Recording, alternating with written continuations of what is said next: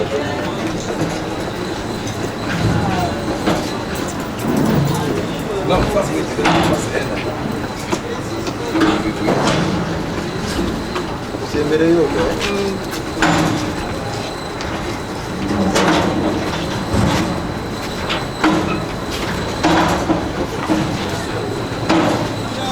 matter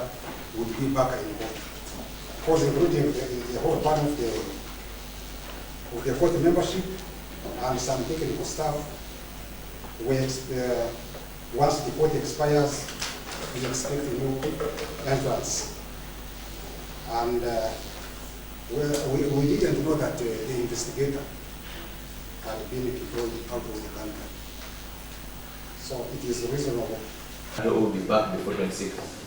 I would wish to get the commitment of court that if on the 26th of June their star witness is not here, possibly court can go ahead and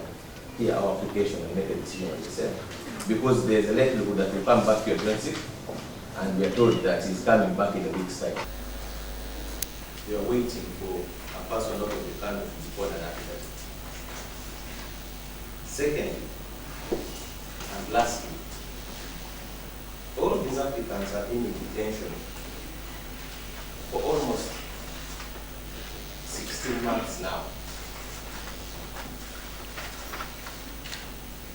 So it's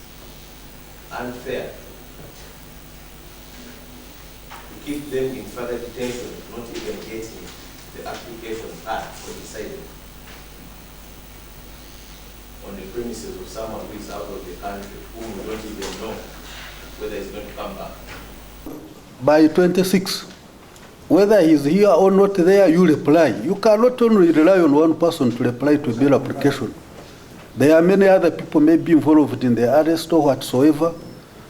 So let us agree in principle that 26 you must reply.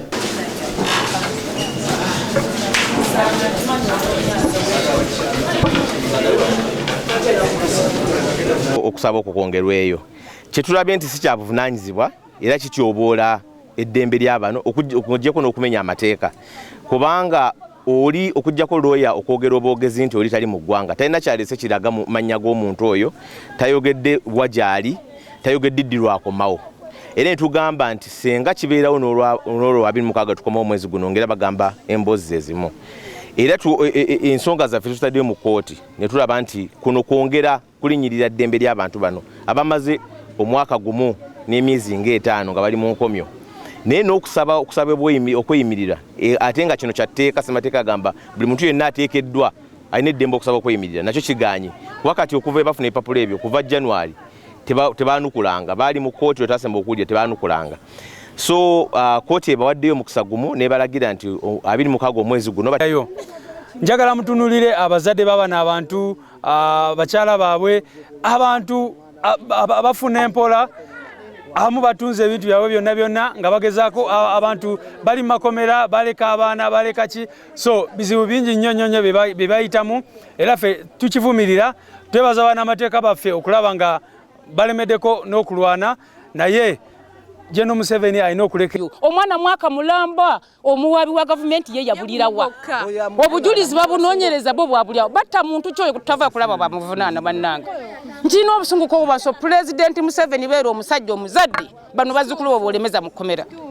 President Museveni ffe twavudde tuli baavu naye bw'obanga bwenkanya Minisita Mawwa w'ensonga ng'olayira n'ogamba z'okulwanirira abantu mbw abalemera abaasibwa by'obufuzi buli muntu bamulayiza ali ku mirimu alapiki ne bagiwamba yamutujjiddemu akasente mutwandijjenga sente ziyamba abaana be okiwulira ebintu baliwamba mu mayumba twaluka tuteekana mu kifulukwa bannaye ekimala kimala bannaye emmere mugirinyisiza okusoma mukulinyisiza kati ffe tukole kitafe kikyamutwagaza okuleka okubonaabona tekiwulira ku ntebe kyagwa taata tweyanze naye baffe otambula omwaka negugwako n'ogenda mu mulala abantu beekulube kubanga ayingidde mu bufuzi muno ng'abaana abo bato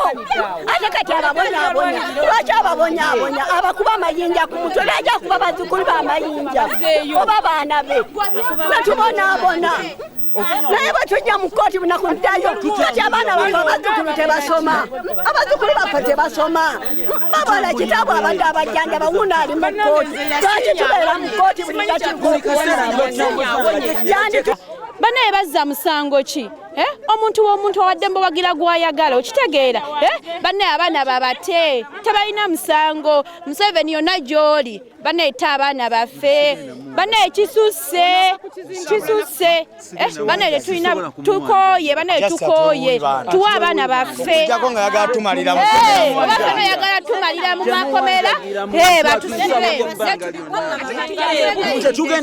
netutuuka okusomoka tusomoka amazzi omwana n'afuga tetukyalina sente zaatu ey'okutulugunyizibwa bannaffe bangi bali makomera tulina mwanyinaze Tracy bamusibye bamukute ne bamuwamba ne bamusiba